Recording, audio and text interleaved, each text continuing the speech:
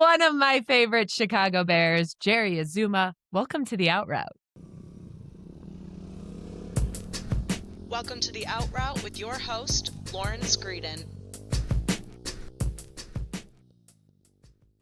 Thank you. Thank you. I've been waiting for the invitation. Oh So my I gosh. feel very special right now. Well, I'm thrilled that you're here. You and I have worked together for a long time. I've known you Yeah. for a long time, but I don't think I've ever sat down and done a true sit down interview with This you. is a first. This is a It's first. crazy. I Usually know, right? you're off the hook fast. It's sideline, it's a quick panel, it's a Yep. red carpet, but And we're then going to out. dive in. Okay, Yeah. let's dive. I'm ready. We're I'm diving ready. into it. I'm ready. All right. Where should we start? From the very beginning, I guess. I guess a little town in Oklahoma. Yeah. Is that where you were born? Oklahoma City, Oklahoma. It's that's where I was born. My parents are from Ghana, West Africa. And my father wanted to come over to the States. He knew one person from his little village out in Ghana. And that one person was in Oklahoma. So my father, 1970-ish, came over to Oklahoma and established himself. So that's how that happened. And Crazy. what went into it? That's crazy. Ghana to Oklahoma. I know. What went into his decision to come here? Just in search of a better life, in search of something different, wanted to further his education. So came over. At the time my sister was born in 1970. So my sister is an immigrant, but she was born in Ghana. But, he left his family behind and wanted to come over for a couple of years, establish himself, and then bring the family over. So brought the family over in 74, 75-ish. And then I came along in 1977. You're from the 70s? Get out of here. Yeah, I know, right? No I'm way. an old head. I'm an old head. I'm almost 50. When I tell people that, they're like, there's no way. And I'm like, yeah. I try to keep the outside looking good, but the inside, mush. I would have thought you were younger than Spice. Don't tell him I said that. Spice is looking good, though. He's lost a lot of weight. Kudos to him. Gosh, it's crazy. Yeah, little It's Spice. crazy. Yeah, that's right. Okay, so you're in Oklahoma, and what was your dad's job? So my father came over and he wanted to get into the restaurant business and things like that, and hospitality, either that or banking. So he went to school for a little bit of both. And wound up just being a factory worker. All the activities and of stuff that I had going on, he was just like, you know what, it's just easier just to do this. But he always wanted to be present while I was playing and things like that as well. So he did the necessary things that he could to provide for his family and watch me basically play sports. So when did sports become a part of your life? I would say when I was around 5 years old. So my father being from Ghana, West Africa, soccer was his number one thing. I remember in Oklahoma, I was about 5 or 6 years old, and he rolled me a soccer ball, and I picked it up and started running and juking, and he was like, "Oh no, this is the wrong ball. Let's try a football." So he put a football in my hands very early, but all the people that were in my neighborhood, I live in a little cul-de-sac, and all we did was just play football. We just played football nonstop, football and baseball, and we did a little bit of wrestling as well. But I just got really engulfed into just playing football. The University of Oklahoma was right around the corner, basically. So I would go to those big time football games as well and see, Oklahoma playing against Miami and Texas and Notre Dame and big time schools like that. And at the time, they were champions in the 80s. So I was like, yeah, football is definitely something that I want to do for the rest of my life. So that being in football town and football country with Oklahoma, it just kind of ignited me to be like, you know what? Football is my sport and this is what I'm going to do. So you were seeing that as a kid. You were seeing these big time college players. Yeah. And when did you actually say, yeah, that's going to be me? Yeah, I would say probably when I was, 7 or 8 years old. Always been into football, but I was lucky enough to go to these big time OU games. And that just kind of just did it for me. Looking back, it was so much fun going to these big time games in the 80s. We even had times where we got into the locker room, right before games and things like that. It was very different back then. Cool. Yeah. Considered to what it is now, but it was very different back then. But it was just amazing to be such a young kid and just having so much access to these big time football games and elite athletes as well that were in college. That is such a different time than now. Yeah, When you think it is a about very it. different time. I mean, even Yeah. talk about when you're growing up, you said you lived in a cul-de-sac and stuff. I mean, that was, I assume, right? you go out, you play outside, and Hmm. when the street lights come on, like, you gotta be Then we go home, in. right? Exactly. That's Yeah. exactly what it was. And we were just playing outside all day long. If we weren't playing football, we were playing baseball. If we weren't playing baseball, we were wrestling each other or like trying to find out who's the fastest.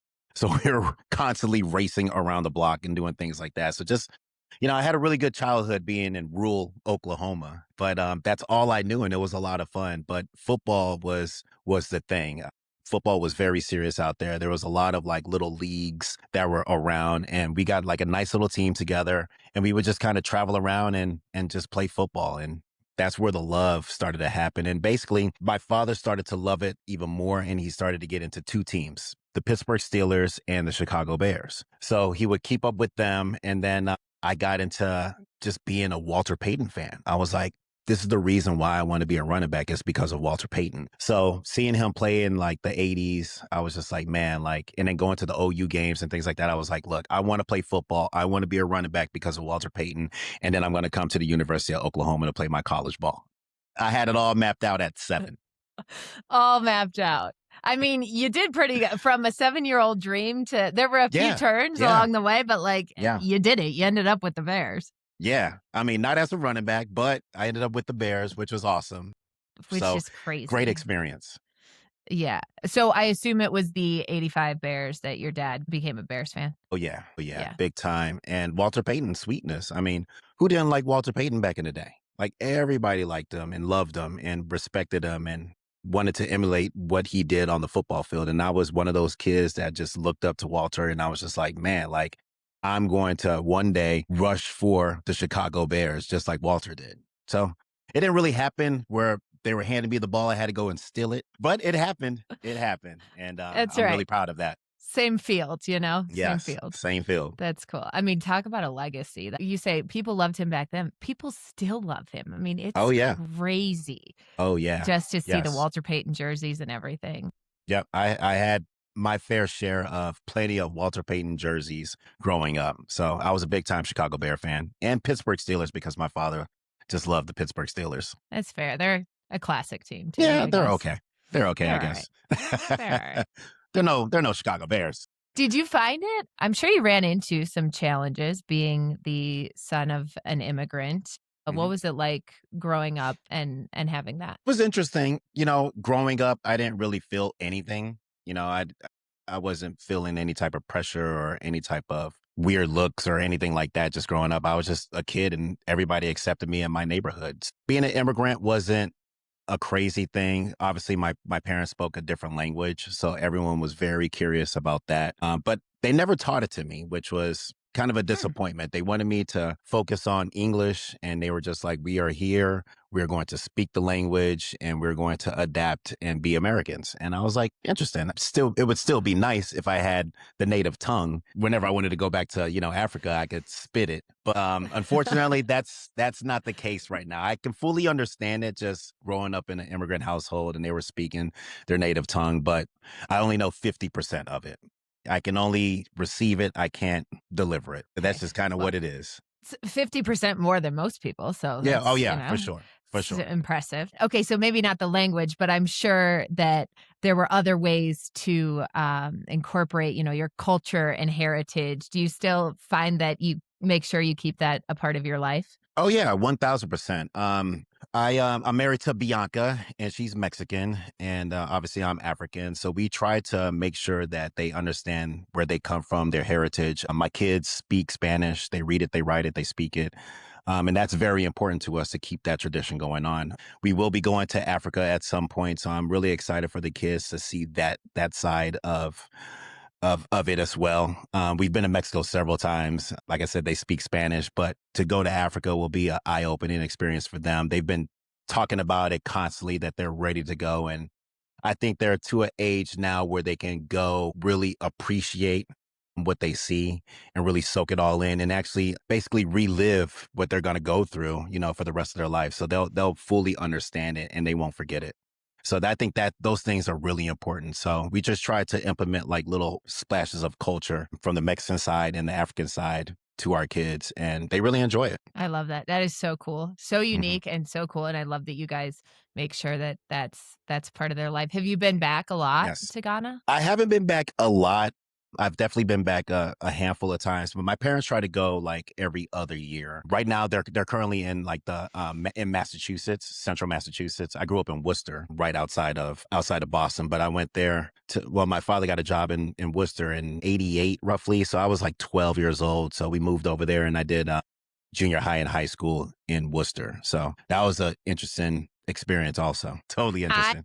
I moved to Boston after college, and I called Worcester Worcester one Yeah. time. You make that mistake Yeah. one time. Hmm. So I was gonna impress you with my pronunciation of Worcester here, but you beat me to it. So yeah. So all of a sudden you're Oklahoma, then Mhm. 12 years old. That's a tough age to move, and now you're Yeah, going to yeah, the East Coast. yeah. I mean, Oklahoma is all that I knew. Rural Oklahoma was all that I knew. I was in like a little bubble, and that's Mhm. just kind of what it was. So then I moved to the East Coast, and it was just completely different. It was the city, it was cold, the culture, but the people were just different. Like people were moving a little bit faster than I anticipated. Everything was just different. And then like football really, it was big, but it wasn't as big or different like it was in the South. Down in the South, it's like a religion. It's Mhm. something that people live for. But up north, even though they still played it a lot, it was just different. And I noticed it right away. The accents there too are tough. Yes. Tough. So speaking of accents, like, I mean, I was born in Oklahoma, so I had the down south drawl. And then all of a sudden it was Pak the Ka in Harvard In the Yard. Harvard Yard. Yeah. So I went through my fair share of accents for sure. That's For sure. crazy. Yeah. Okay, so then you're in Worcester Hmm. and you decide, okay, I'm sticking with the East Coast for college. Yeah. Oklahoma's out.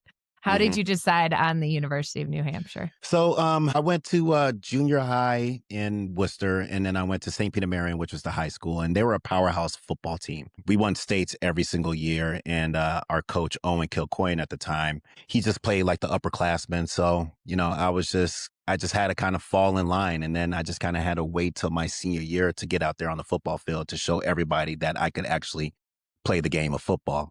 So I was very unknown coming out of St. Peter Marion. Even though we won our state championship, we were still really well respected, but no one really knew who I was. So I had a year to just kind of get on the scene and just show everybody like who I was. And I wasn't even thinking about college. I was just trying to just have some fun and just play some football and go to school and just be a regular kid. But I started to get a lot of like letters that were rolling in my senior year. We were doing well, and I wasn't a big kid also. I was probably about 5'7", maybe like 175 pounds, if that. So I was a really small kid, but I was pretty damn good and I was fast. And I just kind of basically believed in myself. I knew who I was as a football player. So after I won the state championship, I started getting a lot of like attention from universities and things like that. And my father was like, "Oh, this is pretty cool. Like you can go to school for free. All Yeah. you got to do is just play a little football." And I'm just like, yeah, like this will be cool. So I started getting calls and letters from universities, small Division 1 AA schools that were in the area.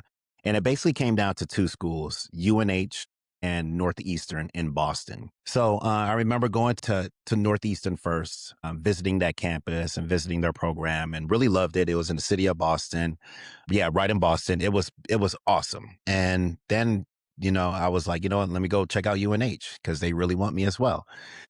Instantly, I connected with Chip Kelly at the University of New Hampshire, and he was just a robot. He was just X's and O's and just loved the game of football. And that really intrigued me to be a part of that university and that football program was because of him. He was instrumental into making me who I am today and football wise. And, he told me straight up, he was like, look, we are going to run the football. So if you come here, we're going to run the football. We're going to have some creative things that are going to be done, and you're going to be one of the best to do it. We believe in you. And I was like, damn it. If they believe this much in me, I'm going. So I ended up signing a letter of intent to go to the University of New Hampshire, not knowing that the number one and number two running back in the state of Massachusetts also committed to the University of New Hampshire as well. So when I got there, I was like, I was like, oh, there's competition. I just thought it was me. The job's not just me? Interesting. And it wasn't just me. It was me and everyone else. Yeah. So I'll never forget this. We had one scrimmage. And they put me in. And at the time, this was 1995. 94, the University of New Hampshire won their division. And their defense was really, really good. And they also had a running back named Abram Smith that was really good, but he was a senior, so he exited. So the running back spot was open and it was a competition. And I had no idea that those running backs were even coming to the University of New Hampshire. I just thought it was just me. I just thought that I was the special one and that they don't need who needs a backup? No, no, I it's told you I'm you, coming, top so dog. make I sure that heard Chip. everybody's gone. Yeah. Right. But we had this one scrimmage and they let me play and I'll never forget it. Like I just kind of I put it to them. I put it to them and I let it be known that like I was going to be that guy. And I would say from that moment on, like a lot of like the level of respect for me just kind of rose.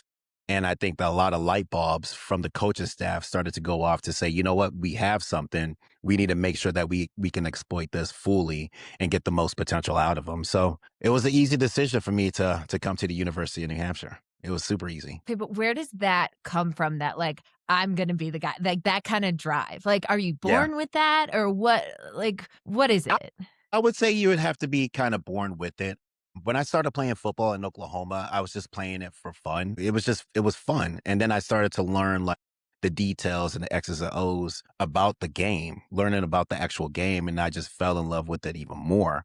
So when I got to UNH, man, it was just a piece of cake. I was just like, all right, I know that I'm good. I believe in myself. I believe in my talents. The coaching staff obviously believes in me too. That's why I'm here. So I'm just gonna make sure that I give this 100% effort and make sure that I do the necessary things to just kind of stay focused and stay on top of my game and make sure that I keep on elevating and getting better and better and better. And it just became like a challenge to me. So after my first season, my rookie year, I ended up starting right away.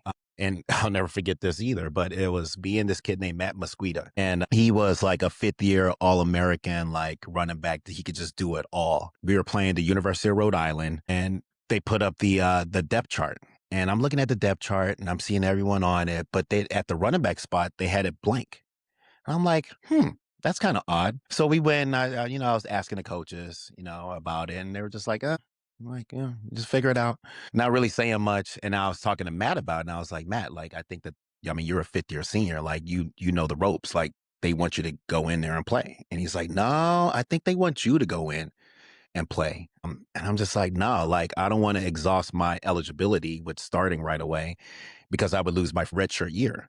And I Oh, was just, yeah. I was just thinking about that. I was like, I don't want to, risk everybody is a freshman and everybody has a redshirt year. So I'm just going to take my redshirt year. And they were like, no, I think he wants you to go in there. The coaching staff wants you to go in there. I was like, I don't know. I was like, you should go in. He was like, no, I think they want you to go in.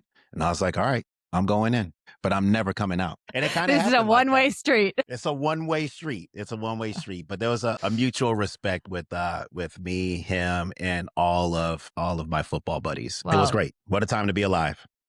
What a time to be alive. And you had an insane career at Yeah. University of New pretty Hampshire good. that landed you in the 2026 College Yes. Football Hall of Fame Yes. class. Congratulations. Thank you That very is much. awesome. First football player from UNH, right? Yes. So it's funny because Bill Bowes was my head coach and he Oh, and got he's also inducted in it. into the Yeah. College Football Hall of Fame. But yeah, I mean, getting that award and that recognition is just absolutely amazing. I knew that I was good, but speaking about my kids were like, "Damn, like you were good, Dad. Like you were really, really good." I was like, "Son, like I know I was good. Hopefully you Hello. believe that one day." But yeah, it's such Yeah. an honor, it's such an amazing feat. So many people play college football. Division 1, 2, and 3, obviously, millions of people have gone and played it, but to be considered one of the best to ever play it at the collegiate level is absolutely amazing. And going in with like people that I played with, also like Olin Kreutz, who's a part of that class, I'm speechless. It's just an honor. It's special. And I can't wait to get inducted December 8th. It's going to be fun. Gonna be a lot In of fun. Vegas too, right? In Vegas. So the kids. Do we need to do an out route on location? Because I think I that might we have need to. I might have to go. We need to do a part I two. might have to go. A part Yeah. two. We'll do a part two. But super excited, super excited. Who else did I play with? Chris Hudson from Okay. Colorado. He was a DB with the Chicago Bears also, so I got to play a little bit of football with him too, and he got inducted this year too. So it's going to be like a little reunion That's awesome. at the Bellagio in Vegas at the College Football Hall of Fame. I'm super excited and really thankful that like I'm a part of it. So many great people, players, coaches, staff just are involved with all this. So just being a part of it is just really special. It's amazing. It's so awesome. Big congratulations there. Thank you. I Thank you. can't imagine. That's so cool. I'm Very so important cheesing. question about UNH. This Mhm. is from our producer, Monterey, also went to UNH. So wants to know, are you UNH a is everywhere. Scorps guy or a Libby's guy? Oh my goodness. I would have to say I was a Libby's guy. So I was 17 Okay. years old when I first got to college. I was 17. And then when I left, I was 21. I got into the pros when I was 21. I was young, young, young, young, young. But I remember going to my first bar ever, and it was Libby's. And I went with obviously the upperclassmen offensive lineman. I was Of walking course. by and they saw me and they were like, Zoom, what are you doing? I was like, I'm going to the dorm. They're like, no, get your butt in here. And I was like, no. And they were like, get over here. So that was my first time being in a bar and hanging out. But I'm a Libby's guy. I'm a Libby's guy. Okay. Libby's. You never forget your first, I guess. It's You fine. never forget it. She said she's a Scorps girl, so I don't know. I don't know. Oh, It's tough. Scorps. But Well, you can't go yeah. wrong. You can't Yeah. go wrong. But what are the Yeah. odds of that? I UNH know. is in the house. Crazy. We're everywhere. You really are. I mean, credentials for UNH are a lot better than I went to Indiana. That's about it. You know, I at mean, least we national were good at championship. football this year. Yeah. Yeah, really good. Really good. Really good. Yeah. Speaking of, your boy Hester owes me we had a big bet. Big bet Yes. between Miami and Indiana. So Make he sure he will pays be up. he'll be going to the Bears Care Gala, and what is waiting for him is a Who's Your Daddy t-shirt that he's going to have to throw on over that tux. We shook on I can't it. wait. I We can't shook wait on to it. see this. Yeah. Make sure that he follows through. I'm going to check I up will. on that too. I'm Okay, definitely going to good. check up on him. Good. Because, yeah, Spice We need- is the other one who still owes me. He doesn't follow through on his bets. He Yeah, was supposed to come to I can see that. Montana like 4 years ago when Mhm. Indiana beat Penn State and nothing. So we're holding Hester to it. But Yeah, Penn State has not been doing its thing lately. no. So I understand why he's hiding. Yeah, He's like in times hiding right now. they're tough over there. They are. But They are. But the okay, Big so Ten, it was Big Ten. Yeah. Gotta love it. gotta love it. Do you get back to UNH for some games? The last time I was there was probably about 2 years ago, and Okay. I saw the game against University of Maine. So I try to get back, but it's been difficult, obviously, because of the season. But this year, I will definitely be going. I'm going to their homecoming because we have some celebrations that are going to Yeah, be I'm going on. sure. So I'm going to be coming with like 50 people. It's going to be deep, That's and we're going to awesome. have a lot of fun. So I'm excited to go back to UNH. I'm excited to go back for homecoming to see the team and just to see like some of the old heads that I played football with. Like it's going to Yeah. be great seeing those guys. Will you get a table at Libby's to celebrate? Yeah. Maybe I should have a party there. I'm glad. You know what? Let me write this You down. should. Party You at should. Libby's. I'm going to rent that place out. Party. You should. The minimum's probably like $45. So love it. It was so cheap to like drink a beer back then. It was like $1. Those were the That's days. like, well, you were kind of, where'd you do Bears training camp? Were you in, I was in Platteville. you were in Platteville. So I that was in was still Platteville. like, you were still a little bit in the era of you guys got to like have fun and go to the bars ish. No? Can we say that? Yeah, kinda. Yeah. We were doing the that tail stuff. end of it. Yeah. The tail end Okay. of it. Yeah, we Yeah. knew that it was about to be done, so we gave it a good hurrah. There you go. So it was fun. Platteville. Yeah. Well, I mean, not really fun, but I mean, those are some tough days. Those You are some made the tough most of it. two-a-days. Yeah. Kids these days don't even know the two-a-days. They have it so My good. They have gosh. training camp at Hallis Hall. It would have been Can you imagine? fantastic to have training camp at Hallis Hall. Right? Yeah, Okay, so let's many- get into your Bears career here. So you Yeah. absolutely crushed it in college as a running back. Get Mhm. drafted in the 5th round of the Bears. At that Yeah. point, are you thinking, I'm going to be like, I'm following in Walter Payton's footsteps. Yes. I am going to be the guy Mhm. running back, everything, and then they're like, "Psych, you're playing defense." Yeah, it was What? weird. So the whole defensive back thing is a very interesting story. So I didn't hear anything about being a defensive back, and why would I? I mean, I won the Walter Payton Award, as the top, player in Division One AA. So I was Yeah. like, I'm on my way. Yeah. And Hello. I went to the combine, did well at the combine, and then I went to BC's Pro Day because they're the biggest university that's around, and all the scouts were going to be there. So I was like, and I'm just going to tag along. So I went to BC's Pro Day, and I worked out as a running back, obviously. And then after my workout, this guy comes over and he's like, "Hey, there's a little buzz going on that you could possibly be a defensive back based off of your combine numbers." He's like, "Would you mind if I send you through some DB drills so that we can check you out?" And I was like, "No." Like right away, I just shut it down. I was like, "I'm not a DB. I'm a running back. Like, here's my tape." We had the Yeah. VHS tapes. So I was like, Yeah. "Here's the tape. Go check it out. There's some good stuff on there." And he's like, "Look, Yeah. I understand." He's like, "But I want to see how you move as a DB. Do you mind if I take you through some drills?" And I was just like, "Absolutely not." Like, I was like, "No way." And then finally, he's like, "Look, we're not going to film you or anything like that if you're concerned with that.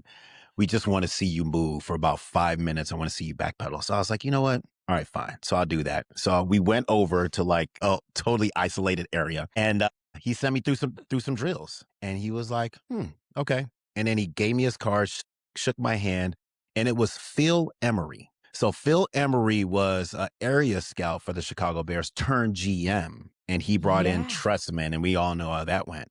But he was very instrumental in drafting me and making me a Chicago Bear as a DB. So I think that Wow. was really interesting. And that was the only time that I heard from the Chicago Bears, that whole entire process. Like interview wise, I think that I talked to them briefly at the combine, but other than that, like that was it. And Phil Emery gave me his card, shook my hand, and he was the guy that was instrumental. But other than that, I didn't Wow. hear anything from the Chicago Bears. And then come draft day, I was at the dorm. Well, not at my dorm. I was just at a house. And, I started slipping and I was like, man, I was supposed to be the first pick in the draft. Like, what the hell is going on? Yeah. Just like everybody, right? Right. So I started slipping and second round started to come around. My agents working the phones and so on and so forth. And nothing was happening. And then finally I just got down to like the fifth round and my phone rang and I picked it up and I was like, hello. And they're like, Jerry Azumah, we're going to draft you. This is the Chicago Bears. And I'm just like, oh, this is awesome. I was Like, like, wait a finally, minute. I've been waiting for you guys to call. It's been Yeah. a long time. You You couldn't have guys are called supposed to call yesterday. 48 hours Yesterday. ago. Right.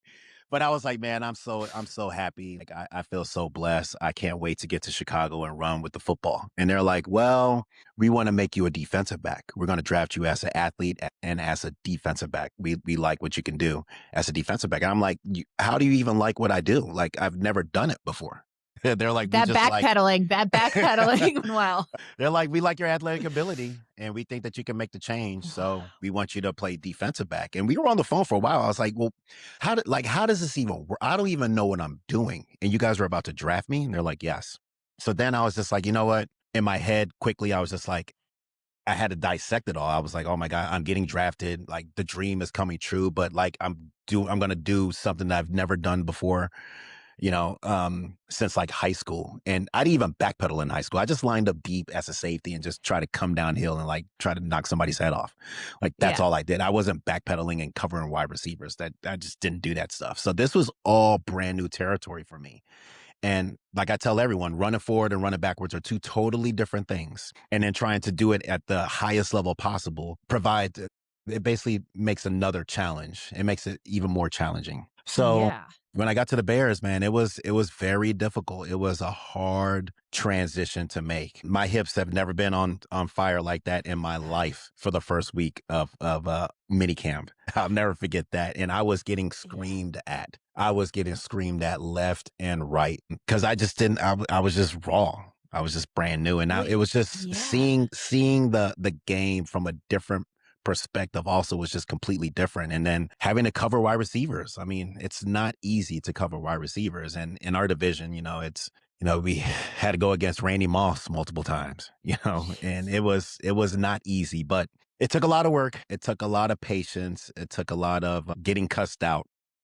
Yeah, But I was in the that'll meeting do it. rooms. Yeah, I was talking to the coaches constantly, and I was just trying to do everything to get right, to get me to up to speed to go out there and compete on Sundays. And it was a very interesting time, but it was a lot of work, a lot of work. And there was a couple of times where I was like, you know what, I don't know if I can even do this. I was like, maybe I just have to just bow out and just be like, you know what, like this just isn't working. But I remember talking to my father, and my father was like, look, they could have easily drafted a defensive back, but, and I understand, you were Walter Payton Award winner, and you're really good on the other side Yeah, of the ball, but this is a brand new challenge and they think that you can do it. You just have to believe in yourself. And I'm just like, man, I'm just losing that belief. So, but my father was right there. He was very instrumental in my life to just kind of pump me up when I needed to. And he got me back on track because it was a point where I was like, you know what? This just isn't for me. This just isn't for me. right. I'm just out of my element and I just don't know how to adapt quickly to make sure that I'm doing the necessary things to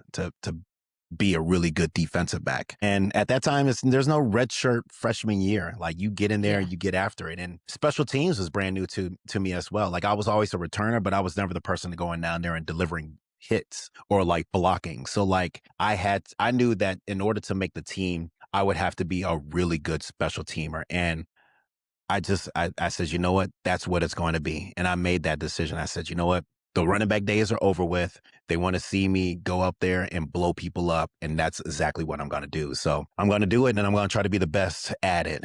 And I think that's what really kept me on as I started to progress and learn to be a DB, because like I said, I was starting from scratch. Like I was in preschool and everybody else was getting their graduate. They're getting their PhD. But that speaks to what an incredible athlete you are. I mean, like, your dad was right. Like, they could have taken think of all the DBs they could have Mhm. taken, and they're like, "No, we're gonna put in the work because we know Yeah. this guy can put in the work to change." Was there something in your mind where you thought, "I'm going to convince them that I'm gonna be a running back?" 1,000%. That I was knew it. that was like when I first got there, I was like, they don't know this, but I'm a running back. Like, Right. Like, like "I'm I'm still gonna here as a I'm gonna running just back." go back there and just take some handoffs and like they're gonna figure it out. Like, so I remember meeting Tony Medlin for the first time, and Tony, he's like, T-Med.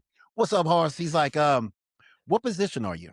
And I looked him dead in the eye and I go, "Running back." And he goes, "I knew you were going to say that." He's like, here are your speed TDs. You are now a defensive back." And I was like, speed TDs? Like what cleats are these? And he's Yeah. like, "Get used to it. You're a DB." So he checked me right away and he was like, "I knew you were going to say that." He's like, "Nah, you're a DB. It's You're a like, "I've DB." heard about you." I know, I know. So when you finally I mean, okay, so the conversation with your dad was pivotal, obviously, but then Yes. was there a moment where it did just click, like, whether it was at practice one day or a Yeah. game or whatever it was, where you were like, "Okay, I Yeah, got I this." got I got the opportunity to start a couple of games my rookie year.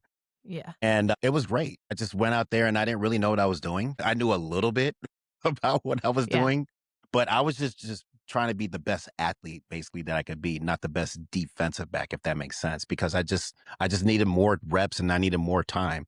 And I just didn't have enough coming from being a running back and seeing it from a different perspective. So it was very challenging, obviously, but it started to gradually over time the game was moving so fast and the wide receivers are just so incredible at what they do. Like it was a big time adjustment, but like over time it started to slow down a little bit. And I started to figure out like concepts and how the defense works and started to really emphasize the X's and O's. And I started to do that. The game started to slow down a little bit. And then I started to come into my own. But also, I played in incredible defense. Like we had Mike Brown, we had Peanut Tillman, we had Tommy Harris, we had Adewale, like we had Lance, we had a lot of football dudes, and we were really good on defense as well. I just feel so blessed to be in an environment like that where everybody was making plays that I just wanted to be the next person to go out there and make plays. So I was in that. I was studying so much and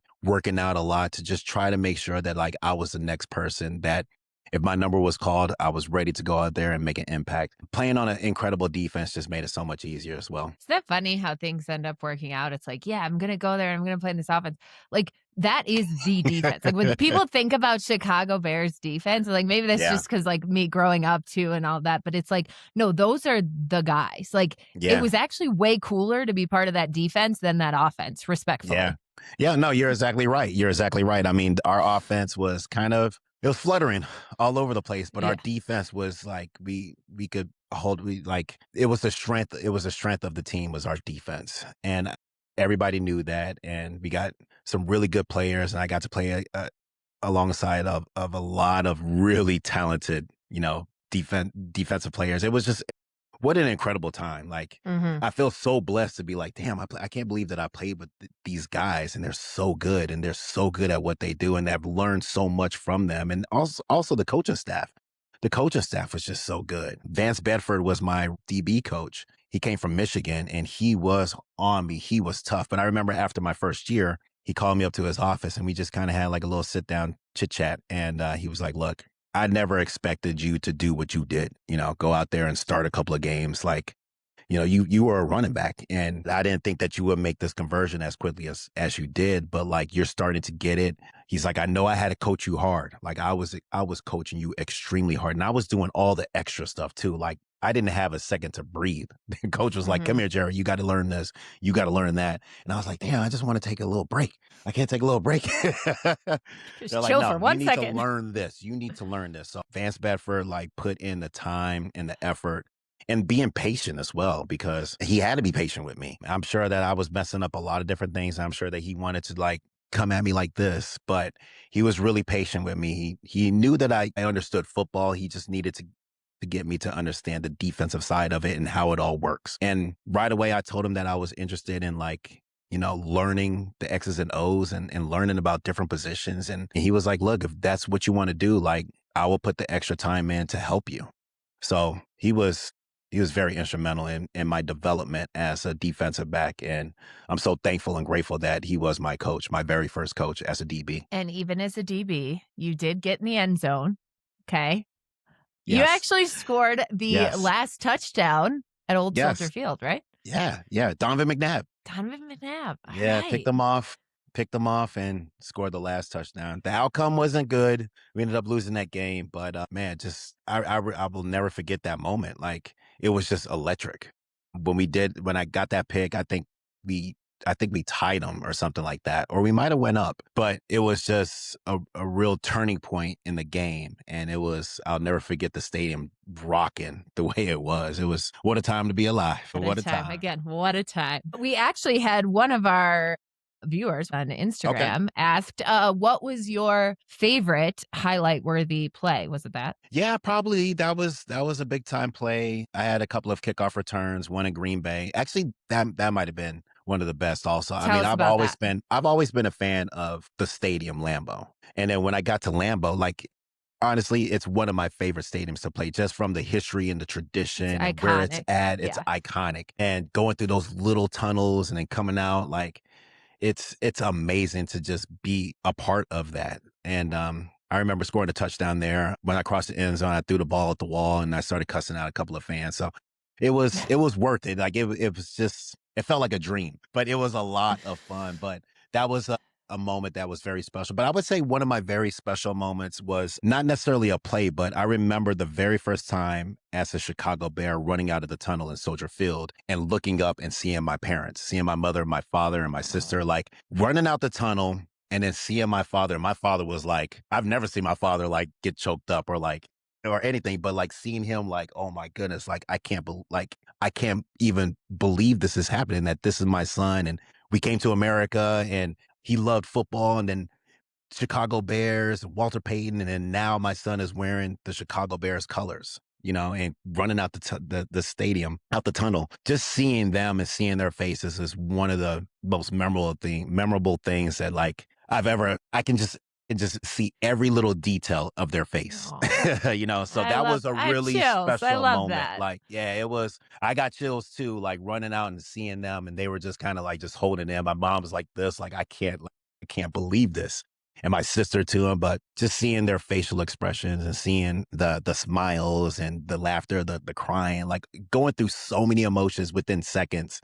was a special moment, really special moment. I mean, and you think about it, it was so special at the time. And now I'm sure being a dad and thinking about it from that perspective, Yeah. like it's got to be so crazy. I get it. I totally understand how my father felt now that I have kids as well, and seeing them play soccer and seeing them play baseball and things like that, like getting that gratification that they're going out there and they're just enjoying themselves and having fun. Like I totally understand how my father was feeling in that moment. So it was awesome. It was That's an awesome. awesome moment. That's awesome. Well, you had an incredible career with the Bears. Thank Retired you. in 2006, correct? 6, yep, and went to the Pro Bowl in 2003 after the 3 season, 2000, and that was fun too. I Okay. mean, that was an interesting thing too, is Again, the returning to football prime. I mean, that because was like in Hawaii still, right? Like yes, that yes, it was was totally different. Like the game meant something back then. Like, at the yeah. time, it was the highest scoring game, and I think I had the record for the most return yards. It was like 200 and Yeah. like 75, 70 something. It was something crazy. Yeah, that was an incredible season. Like get into the Pro Bowl, like I had to basically beg our special teams coach. I was like, Coach, like you gotta let me return some kicks. And they're like, no. And I was like, you know what? I'm before practice, I'm just gonna get on the jugs and I'm just gonna just practice some kicks just so that they can see it and put it on tape. And I just continue to do that and do that and do that. And I remember it was the fifth game of the year. We were playing the Raiders at home. And I got the call. They were like, Zoom, go return some kicks. I was like, oh my God. Here we go. I can't believe this. Finally. And that was the year I went to the Pro Bowl. I led the league with yards per average, like right around 30, 29, 30. And I remember going into the after they made the announcement of the Pro Bowl, I remember going in to see my coach and I'm like, Coach, you know what I got to do next, right? Running back. Full circle. I gotta go over to the running back side. It only makes sense. Like you've seen it. They were Truly. like, no. They're like, no, you're a DB. No, you're a DB. You're retiring as a DB for sure. Did you know that that was going to be your last season and last game when you played it? Yeah, yeah. Unfortunately, you play this game long enough, you're gonna have some bumps and bruises. And I Yeah. just kind of felt like, damn, like my time was getting real close. And I enjoyed it, and people say, you only played, 7 seasons with the Chicago Bears, but like I started playing Oh, football when I was like 6. yeah. And in Oklahoma, like I was a Friday night tyke and we would play like I was taught hard and we were full pads and we were trying to kill each other at the age of 6. So from 6 to like 28, it was just football nonstop. All the So time. once I give people that perspective, they start to understand like, oh, okay, you did play a lot of football and, playing football is rough on the body. It's rough. So Totally. I knew that like I was getting close to the end. And I was okay with it. I was okay with that. I remember telling my parents, I was like, you know what? I think I'm going to retire. Like, this is it. And they were just like, my mom was like, thank God. Yeah. She's like, thank God. Now I can breathe. And I'm Yeah. like, you can breathe. Like the other game, you're like waving the terrible towel in like a cowbell. Like you were breathing pretty well then. But she was Because like, moms support you no matter what, It's that just is true. like, That is true. But yeah, she's like, man, like it was scary a couple of times, but I'm glad that totally. you had a successful career and we support any decision that you make. So they made it easier for me. Yeah. Having that Mhm. support has to make a huge difference. I Yeah. gotta say though, I think if I retired and then they went to the Super Bowl the year after, I'd be pretty I'd be Yeah. I was like, what the I'd hell? be I was pretty there, fucking but I was in pissed. the stands. I was like, what the hell? This doesn't feel right. Like, But then I they would lost. And yeah, I was I like, know. oh, damn. I won't even ask, but part of you I seriously, like, that's probably a reflection on me, but I would have to, Yeah. like, do some therapy or something to be like, "Okay, so I put in time with this team, and then we Yeah. go to the Super I Bowl? see What?" all my boys. All my Yeah. boys. I was like, clearly maybe it Yeah. was me. Maybe I Yeah. was holding the team Was back. I the no. Was it me? But I was in the building. It was a good suit. Like I really enjoyed the halftime show. I got to see Yeah. Prince singing Purple Rain in the Rain. So that was pretty Incredible. awesome. Yeah. That's awesome. Yeah. It That's would have been really nice cool. to see a W from the Chicago Bears, but I got to see Hester do his thing and they made some Yeah. plays out there, but unfortunately it just didn't bounce our way. But what a season, what a ride. It was amazing. It was magical. Yeah. No, it really was. So once you transitioned out of football, and I got to be honest, like the cool thing about you is I don't know if you ever like Wikipedia yourself, but you have all these credentials as a football player. And Mhm. then the philanthropy part is Yeah. truly just as long. And I Yeah. love that about you. And you're involved in so much. So I don't know, as an outsider's perspective, that Mhm. transition that you had from football to being a pillar in the community like you were when you were playing, just Yeah. it seemed to be rather seamless. I don't know. Yeah. You're so involved in Chicago and Mhm. I mean, what was that? It's a long-winded way of saying what was that transition like? Yeah, well, I would say I got that from my parents and being immigrants. So there was a lot of people that came through our doors when I was little from Africa that were trying to make it as well in America. And my father and my mother opened up the doors and welcomed everybody. So I think that kind of rubbed off on me. And my mother always made it a point to just take care of others. Same with my father. And I knew that like one day, once I got to a certain position that I wanted to give back also. Like it was just in me. And so much help has been given to me to achieve and get to be this successful also that like I wanted to just make sure that like I was giving the next person that same opportunity if I could. And that was really the thing about it. And I learned that from my mother and my father and just seeing what they did while I was growing up. So I got there were situations where I was like, man, like I was placed in an adopted student program where basically a benefactor just agreed to pay for all my school fees just as long as I did well in school. And I was like, damn, I like that was so awesome that I want to try to give back in that same way. So we created the Azumah Student Assistance Program where we gave scholarships to underprivileged kids that wanted to go to high school or like a institution of higher learning. So we just kind of took care of the cost burden for them so that they could just go and just be regular normal kids, you know. So So cool. that was my way of giving back. I gave back to the university.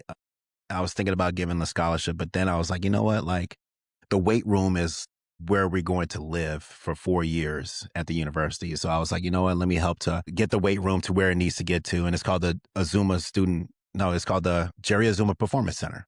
So gave back and now everybody that goes to UNH works out at the Jerry Azumah Performance Center, which is pretty damn awesome.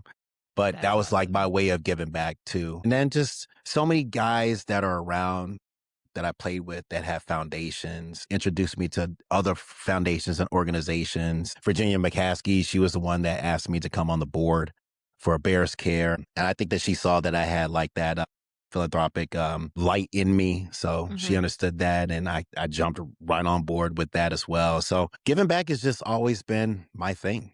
You know, like I said, so much help has been given to me to achieve that. Like, I want to make sure that I can help another person get to where they have to get to as well. That's so cool. It's really special. I mean, to be able to pay it forward and to, when you Yes. have the means to do that and then make the decision to do that is Right. it's really important. So Yeah, it's important. kudos to you. And I Thank know you. when you are not volunteering your time and money. Well, I guess you are volunteering your time and money, but to your Yeah. kids, right? So you have Yes. two Two little boys. beautiful boys. Yes. Yes. Tell us They're about nuts. them. They're taking up They're all nuts. of your time with travel, soccer, and Hmm. baseball and everything else. Yeah. Are we going I to see have them in the pros? I hope so. So I have my oldest is 10. His name is Santiago. My youngest is Valentino. He's 8. And my oldest son is really into baseball. He plays travel ball out in Bensonville, just outside of the city of Chicago. And then my youngest son is playing travel baseball and travel soccer. So soccer is kind of like his number one. He's always into like watching highlights and YouTubes of like the best of the best that ever was in the soccer world. And then he really likes and enjoys baseball.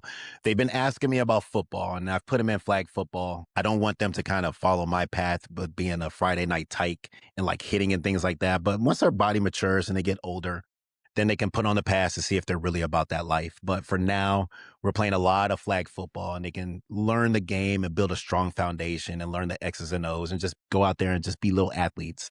And they love it. They absolutely love it. So right now, I'm just having a lot of gratification with just watching them just learn sports and be competitive and just supporting them in whatever they want to do. And it's been great. It's been shaky at times, Yeah. managing like expectations and emotions and things like that. But all of it is something that I just can't get enough of. And it's such a wonderful thing. My youngest already has it mapped out. He's like, I'm going to go over to Europe and I'm going to play in the Premier League for a couple of years. And I'm going to come over and then I'm going to be like the starting quarterback for some sports, for some NFL franchise. So he has it all Oh, figured out. And I'm like, mapped oh, out at okay. 7. Mapped out at Okay. 7. Wonder where he got that, Jerry. Wonder where he got that.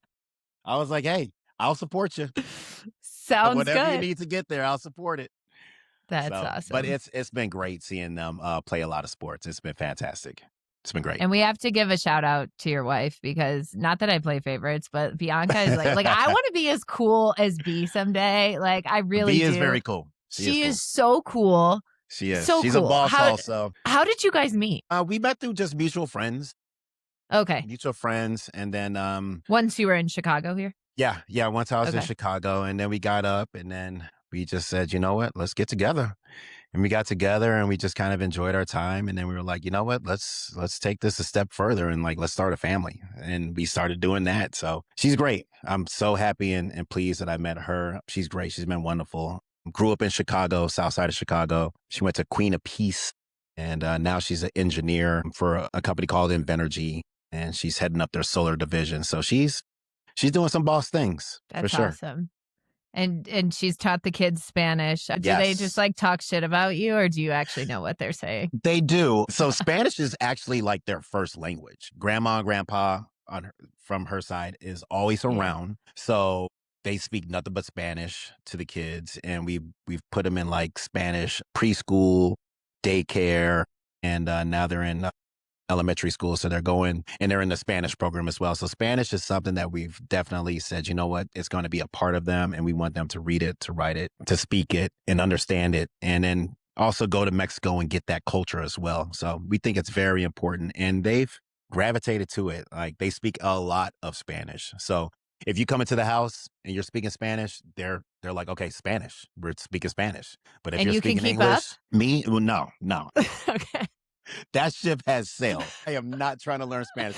When they were born, I was no like Duolingo or anything? Duolingo. And then it was just like in one ear and out the other. And I was just like, you know what? Forget it. It's over. Like, I'm done. I know the it's basics. so much easier for kids. Like, it's it just is. like. They're like little sponges. Yeah. But it's been great. And Bianca, kudos to Bianca. I mean, she's the one that speaks Spanish to them all the time. So I'll come downstairs and they're having full on conversations in Spanish. And I'm like, this is pretty damn amazing. I don't know what the hell you guys are talking about, but this is pretty damn amazing. Say something good about me, right? So it's been great. That's awesome. That's awesome. Well, Jerry, I cannot thank you enough for taking the time to talk with me today. Where can people find you? The Instagrams, the charities, plug whatever you want here. You could just find me at Jerry Azumah everywhere. So I'm on Twitter, I'm on Instagram, Facebook, I'm everywhere. But it's simple, just Jerry Azumah. You're truly everywhere. You threw out the first pitch at the Cubs game. Yes. I'm Throughout the first pitch of the Cubs jealous. game. Yeah, that was a lot of fun. And then I will be at the White Sox June 22nd, throwing out the first pitch there too. So looking forward to that. Yes. All right. Yeah. And I'll be sounding the alarm. You had to be at the soccer political. game. You had to do the both, you know. I do. We're doing Yes. Okay. Yes. Okay. Yes. I won't make you choose. A lot of people ask me, they're like, you have to choose. They're like, White Sox or Cubs. And there's an easy answer for that. I just say the Bears. And then they're like, yep. Perfect. We get and it. everybody always accepts it. Yeah. Yeah. It's so absolutely. true. All right. Absolutely. Pro tip of the day. It's always the Bears. Always. All right, Jerry. Thank you so much for joining me here. Thanks for having me. I really appreciate it. I would love to do a part 2, so you just let me know. See you in Vegas in December. Yes.